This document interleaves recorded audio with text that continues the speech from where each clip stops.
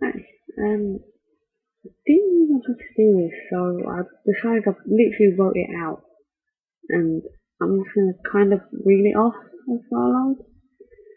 Right, start at the beginning.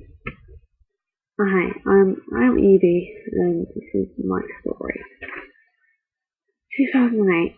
I went to start senior school with three of my closest friends, and we were completely new there. None of us knew anyone.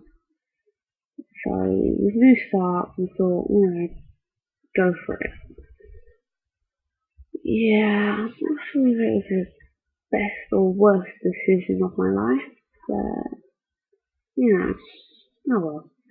Um, so we started, and we were four new kids. But we settled in pretty well. We kind of grew apart rather quickly though. And this one girl, who was having my best friend since I was 4 years old, we quickly, well, we broke apart very, very quickly. Within the year, we were no longer friends. Her and her new clique, I'm going to call it, became the people who knows my life hell for the past for the 5 years I was in senior school. Because I became the emo kid. I got my hair cut to a side fringe, I listened to rock music, I was wearing black. Found some other people to hang out with, more like me, got along better. Yeah, I became very, very unpopular with that group very, very quickly. But in some ways it was kind of worth it. I mean, I wouldn't have the best friends I have now if I hadn't broken away from them, so. 2009, well, I remember that was the year I went into year 8. Year 8 was a bad year. Well, year 8 is kind of always the forgotten year. Because year 8 never really did anything. The teachers didn't really care.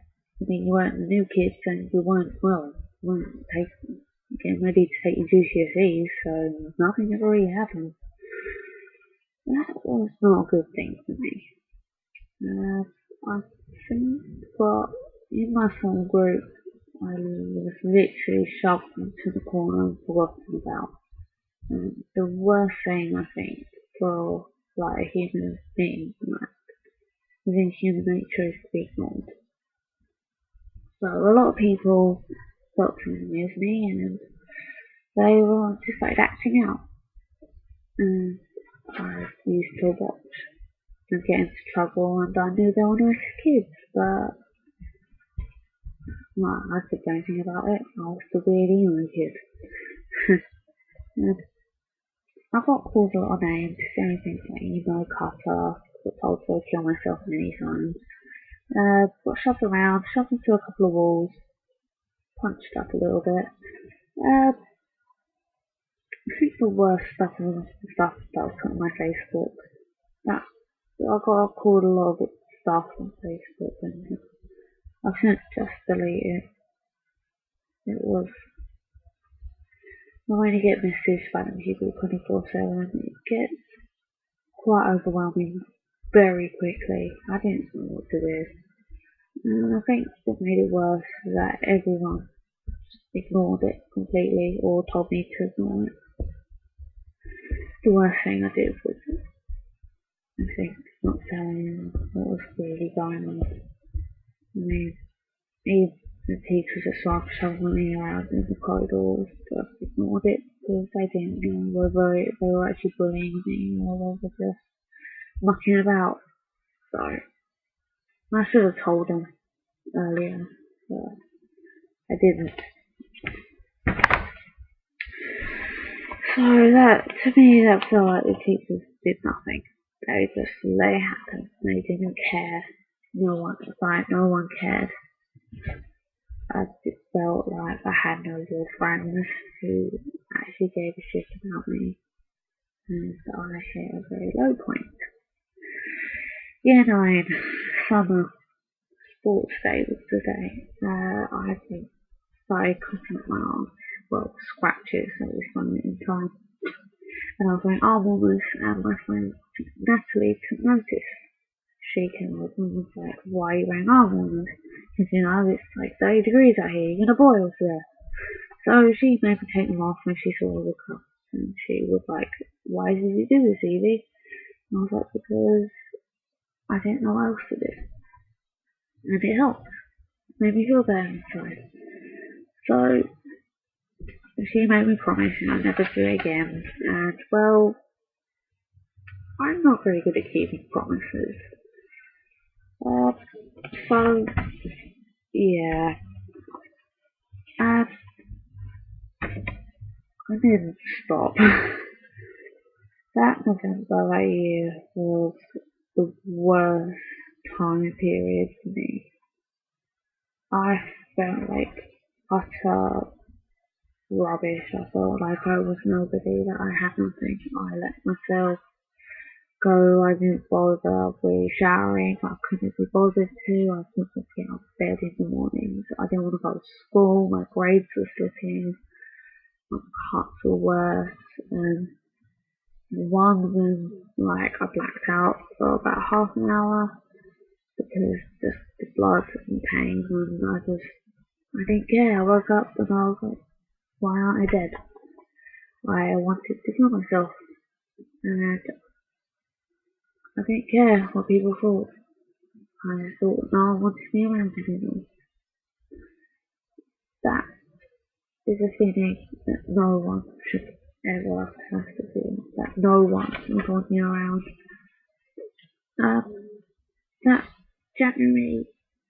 That January, my friend Hannah found out, and she had come out of hospital and stuff, and I was a trigger for her basically, so I started discovering how to hide them better. Makeup, long sleeves, not cutting up on any noticeable places.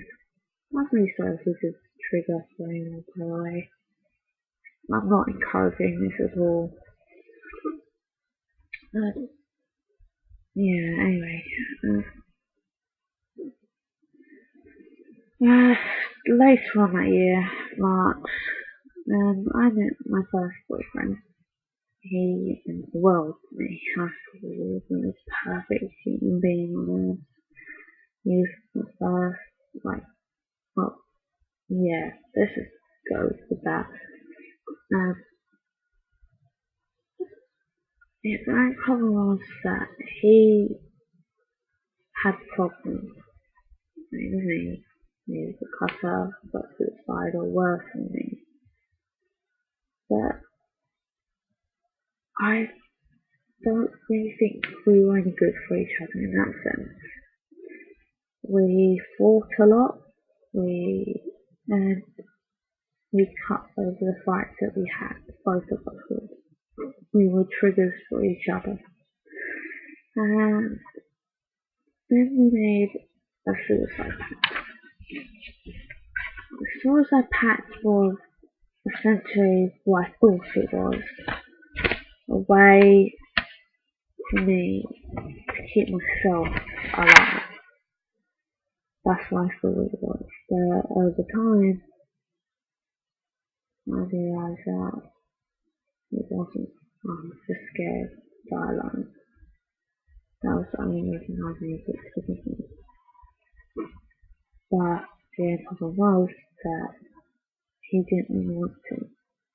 So I became more and more determined to do it alone. I had my whole suicide note written out. I knew how I was going to do it and everything. I even had my date picked, but I was obviously stopped. My friend found out about the suicide pact and she told the school about my cooking and that. And the school didn't do anything. They asked me why. I told them. about the bullying and stuff. And, yeah, they didn't do anything to me. They took some pictures from my parents. I'm gonna say my dad cried and but apart from that, they didn't do anything to me. The doctor didn't do anything. He tried to get me into counselling, but I was rejected from that because I was too young. So I had to deal with it on my own. But it didn't turn out too bad. My relationship with that boy went downhill. And we were fighting a lot more and stuff, and eventually broke it off. Well, I ended it a couple of months back. But, it's not going to do that, I think. I think I've cut off for almost 3 years, I believe it is now. Yeah, 3. And I think I found my reason to stop. I've got this new boyfriend now. He honestly means the world to me. He's been the most supportive person I've ever met about this. He doesn't check because he knows I won't want to talk about it. I was blatantly honest with him from the start about everything I've done. And I'm surprised how well he took it. He's never upset, he just comes over and gives me a hug. Because I'm one of the people who doesn't like really to talk about his feelings and emotions and all that rubbish. So, yeah. Well, I guess what I'm trying to say is sometimes I still feel that way. Like, I want to hurt myself, I want to kill myself, but I'm not going to. I won't go back to that. But I suppose the whole point of this entire video was essentially just to say that if you ever feel that way, you should talk to someone. It doesn't matter who it was. It could be, I don't know, it could be me. Just send me a message and I'll try and get around to answering. I'm always here for you.